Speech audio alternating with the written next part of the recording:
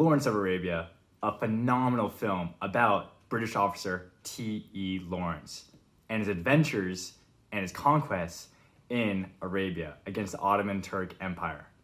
Now, the major pros of this film: the plot, the scenery or cinematography, and the character development.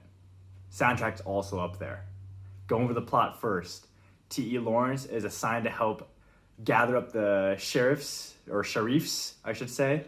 They're basically leaders in Arabia, and they all have their own men. His ability to charismatically join these men together that have a lot of hostility against each other, and they also have a bias against the English, as I like to call him, because he's white, blonde, and blue-eyed. His ability to join all these men together and lead them against a common enemy, the Turks, is a major pro of this film.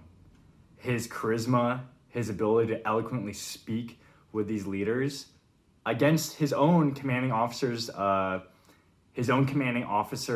demands to not be so buddy-buddy with these men, it shows a lot. And that's why his name, Lawrence of Arabia, became so prominent back in this World War I era. So that's the basic premise of the plot. Now, the cinematography is also phenomenal. All right, they use natural shots of the desert, its mystique, its clean look in this film without any use of heavy CGI. This is what makes this film an epic. It's 3 hours and 48 minutes of desert landscape and war.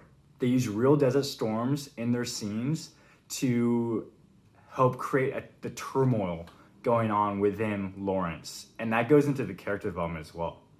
He's a very eloquent, charismatic man, philosophical as well in the beginning. But as he creates these friendships with the Arabians and experiences losses, his psyche starts going downhill.